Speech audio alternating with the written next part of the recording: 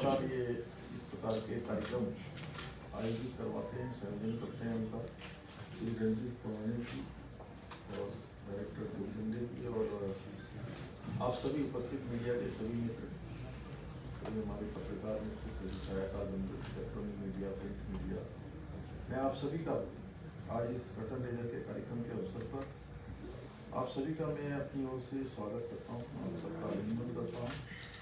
और ये हमारे लिए बहुत सौभाग्य की बात है कि जैसा मेरे से बोलने वाले सभी वक्ताओं ने पहले मुख्य सचिव महोदय ने बोला कि ये योग की भूमि है, ये आयुष की भूमि है। और एक तरह से अगर किसी भूमि ने आयुष को पैदा किया है, जन्म दिया है, तो भूमि हमारी ये भूमि है।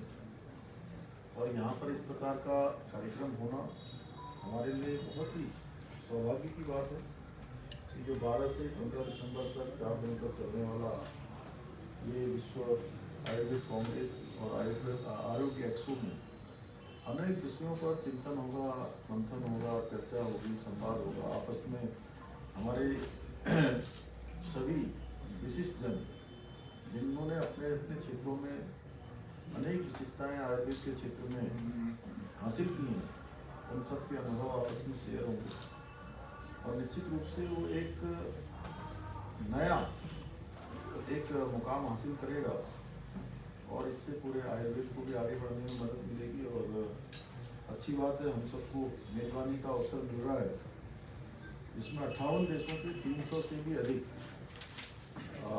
प्रतिनिधि यहाँ अंतर्राष्ट्रीय प्रतिनिधि प्रतिभाग कर रहे हैं और लगभग 6,500 प्रतिनिधि और 2 लाख आगंतुकों के साथ यह आयोजन हमारा ज्ञान और सहयोग का एक अद्वितीय मंच बनेगा। और इसमें उत्तराखंड का जो ये पैविलियन है, इसमें प्रदेश के 8 से अधिक विभागों के स्टाफ लगेंगे जो हमारे प्रदेश की प्रगति में भी अपना योगदान देंगे। आयुर्वेद, होम्योपैथी, स्वास्थ्य, कौशल विकास, पर्यटन, उद्योग, उद्यान, ग्रामीण विकास, निश्चित रूप से इन स्टॉलों से जहाँ हमको आयुर्वेद और वेलनेस पर्यटन के क्षेत्र में प्रमुख केंद्र के रूप में हमको बढ़ावा देगा। और हम सरकार की तरफ से भी लगातार हेल्थ और वेलनेस को बढ़ाने के लिए लगातार काम कर रहे हैं। और यह आयुर्वेद के जो फायदे हैं और नए नए नवाचार हैं, नए नए शोध अनुसंधान हैं, उसके साथ ही इसके एकीकरण के प्रति भी लोगों को जागरूक करने का भी काम करेगा। और हम सब लोगों ने देखा कि कोरोना महामारी के समय में जब बहुत सारी जो आधुनिक विधाएं हैं उस समय बेअसर हो रही थी, उनका प्रभाव नहीं हो रहा था, ऐसे समय में हम लोगों ने आयुष का, आयुर्वेद का, योग का हमने प्रभाव देखा है। इस प्रकार से वो जीवन रक्षक के रूप में हम सबके समक्ष कारगर साबित हुई है। तो निश्चित रूप से आज हम अनेक क्षेत्रों में काम कर रहे हैं और हमारी जो भूमि है उत्तराखंड की, ये भूमि प्राचीन काल से ही आयुर्वेद की जो प्रज्ञा भूमि है, इसकी भूमि रही है। और इस भूमि पर आयुर्वेद औषधि की खोज और शोध का कार्य लगातार होता रहा है। हमारे ऋषियों ने, मुनियों ने, हमारे पूर्वजों ने अनेक प्रकार के शोध अनुसंधान प्राचीन समय से यहाँ पर किए हैं, क्योंकि यहाँ की जो जलवायु है शुद्ध है, उर्वरा शक्ति है, आयुर्वेदिक जो औषधियाँ हैं उसके लिए आवश्यक जो वनस्पतियाँ हैं उनके अनुकूल भी हमारी ये देवभूमि है, हमारा उत्तराखंड है। और हम सबके लिए ये बहुत ही खुशी की बात है, हर्ष का विषय है कि यहाँ पर 10वीं विश्व आयुर्वेद कांग्रेस एवं इसका आयोजन हमारी धरती पर हो रहा है।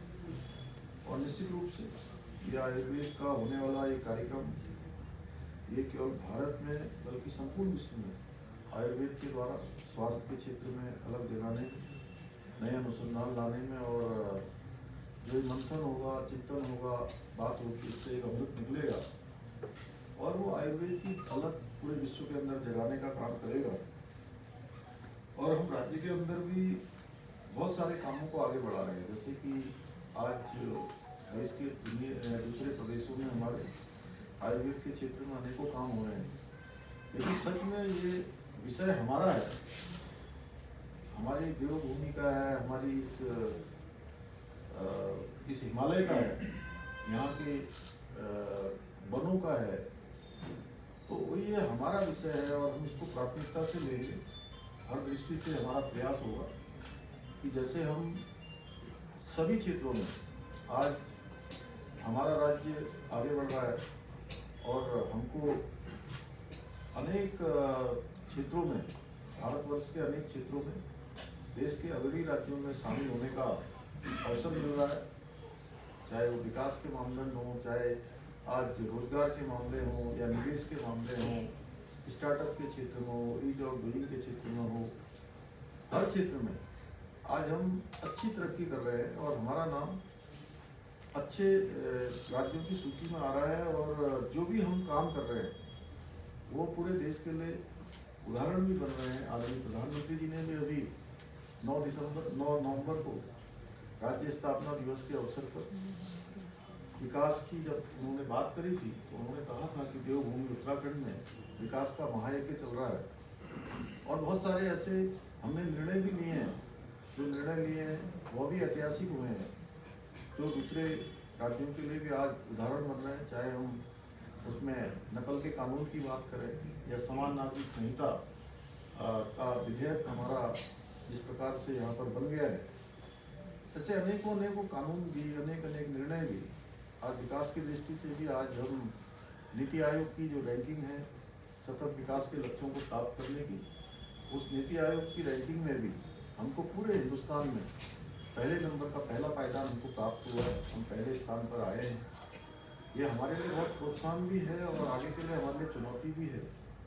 आयुष के क्षेत्र में भी हम बहुत सारे काम कर रहे हैं, जैसे आयुष नीति के माध्यम से आयुष निर्माण, वेलनेस, शिक्षा, कृषि सेक्टर की गति प्रदान करने में हम लगातार काम कर रहे हैं और देश की प्रथम जो योग नीति है उसका कार्य भी, निर्माण का कार्य भी हमारा प्रगति पर है, उस पर हमारा काम चल रहा है।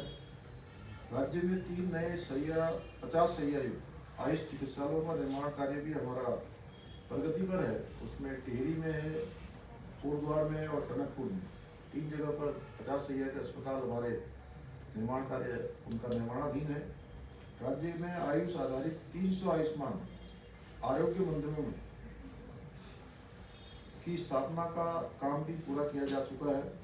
सभी आयुष अस्पतालों में टेलीमेडिसिन, पंचकर्म, मर्म चिकित्सा इत्यादि सुविधाएं प्रदान की जा रही है।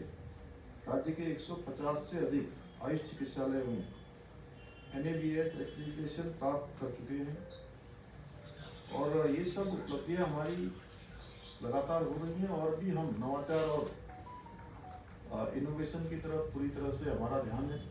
ये जो आयुर्वेद के क्षेत्र में, योग के क्षेत्र में जो भी अनुसंधान हो रहे हैं उन अनुसंधानों का हम लाभ लें। हमारी ये अनुसंधान की भूमि भी हमारी है, यहाँ की हर प्रकार से जलवायु हो, यहाँ का पर्यावरण हो, यहाँ की वनस्पति हो, सब इसके अनुकूल है। तो निश्चित रूप से ये 4 दिवसीय जो इतना बड़ा विश्व आयुर्वेद कांग्रेस है, ये हमारे लिए बहुत प्रेरणा बनेगा, हमारे राज्य को भी इससे बड़ा लाभ होगा। इस महत्वपूर्ण कार्यक्रम के द्वारा जो हमारी प्राचीन विधा है आयुर्वेद, उसका प्रचार प्रसार भी होगा, जन जन तक पहुँचेगा, लोग इससे लाभान्वित होंगे, अपना स्वास्थ्य भी अच्छा करेंगे, अन्य लोगों को भी जागृत करने का काम करेगा। मैं आप सब लोगों से भी अनुरोध करता हूँ कि इसका व्यापक प्रचार प्रसार में आप सबका भी सहयोग बिल्कुल अपेक्षित है और हमेशा जो भी कार्यक्रम हम करते हैं आप सब लोगों का पूरा सहयोग मिलता है। ये हमारे राज्य के लिए भी बहुत गौरव की बात है कि इसकी मेजबानी का अवसर हमें मिला है।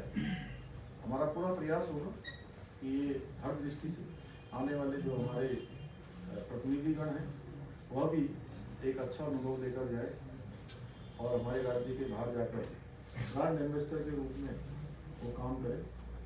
पुनः एक बार मैं आप सभी का धन्यवाद करते हुए कि आप सब आए और ये सर्वे संतु निरामया का जो हमारा संदेश है ये हर घर घर तक पहुँचे। ये आयुर्वेद का ये सम्मेलन निश्चित रूप में इस दिशा में कारगर सिद्ध होगा, सफल होगा। मेरी बहुत शुभकामनाएं। Thank you sir. मुख्यमंत्री जी एक सवाल तो सवाल से केवल एक सिंगल सवाल पूछना चाहता हूँ। मुख्यमंत्री मेरा एक सवाल आज प्रेस कॉन्फ्रेंस मुख्यमंत्री जी नहीं, प्रेस कॉन्फ्रेंस नहीं, बड़ा इम्पोर्टेंट सवाल है। मेरा एक सवाल था मंत्री जी, मुख्यमंत्री एक सवाल एक सवाल